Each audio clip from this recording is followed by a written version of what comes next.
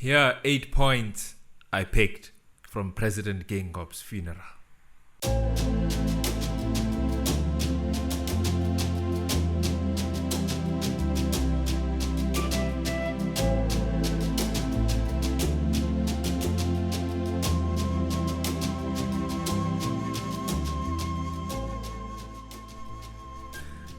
Hello and welcome to the universe, exploring minds, creating worlds.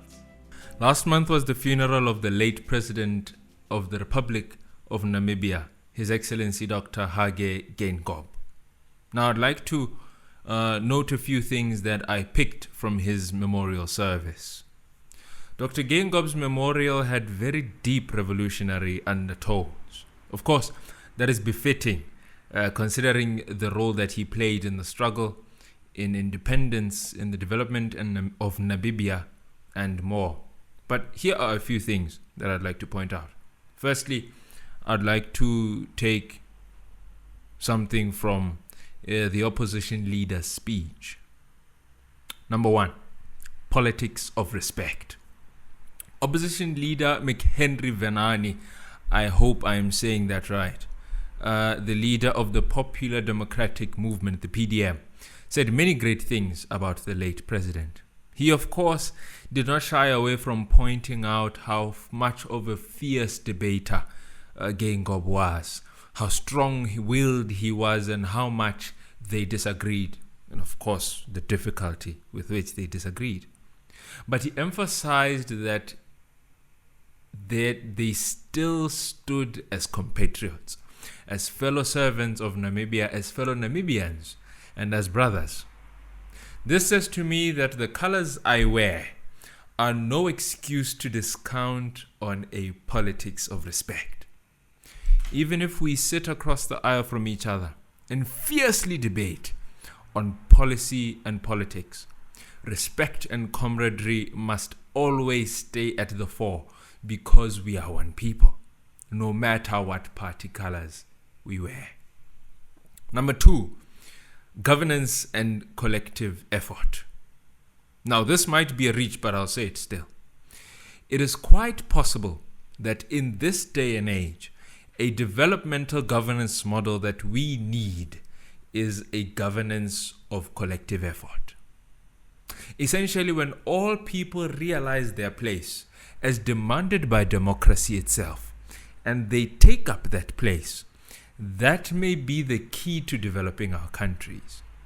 When all hands are on deck, and not just those of a similar party affiliation, and we all fiercely work towards this common goal, then maybe we will see growth and development.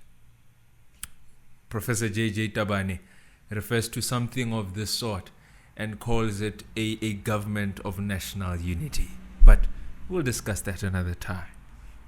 Now, when the Kenyan president speaks, we go into the third point, the second revolution. Kenyan President William Ruto made an interesting speech. As part of it, recognized a need for independence, a fight for independence that he believed Dr. Geingob was a part of. This is not the independence sought for in the past, oh no. It is an independence from poverty. It is an independence from unemployment and so many other ills we face today. And therefore I reference what I call here the second revolution, a need to fight for better, a fight for justice, a fight for progress and development for all people. A fight for a home that nurtures her people, protects her people, defends her people, and grows her people. But the responsibility of this fight is on us, the people. It is us, the people, who can and must engage in this second revolution to ensure a better country, a better region, a better Africa, a better world for us, our children, and generations to come. Number 4, the German apology. German President Frank-Walter Steinmeier said that reconciliation efforts between Germany and Namibia were ongoing to deal with the painful history between the two states. Something interesting he said was that it was time for Germany to offer an apology to the Namibian people. I would do a wink wink, but you probably wouldn't see that. Interestingly, a few months ago, the people of Kenya demanded an apology from King Charles III and did not get one.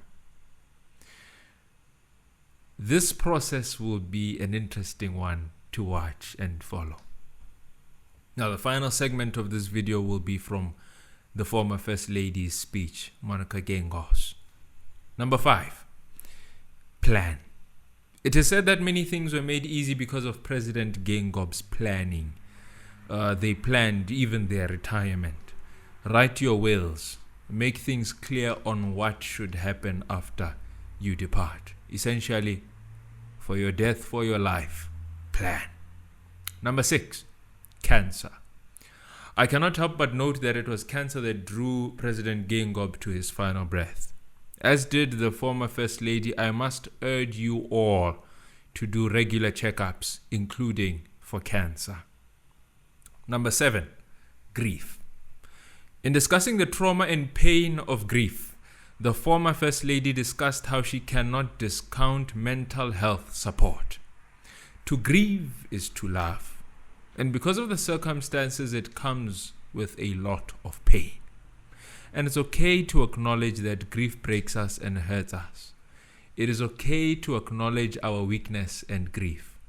And it is okay to seek support and help. Love helps us through, and sometimes we need professional help. Last but not least, number 8, dream.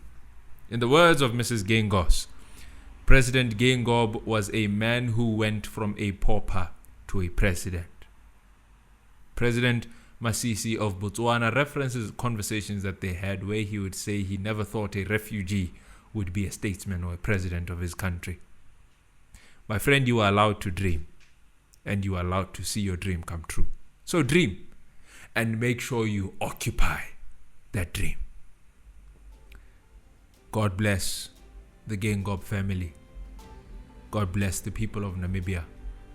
God bless Namibia. And God bless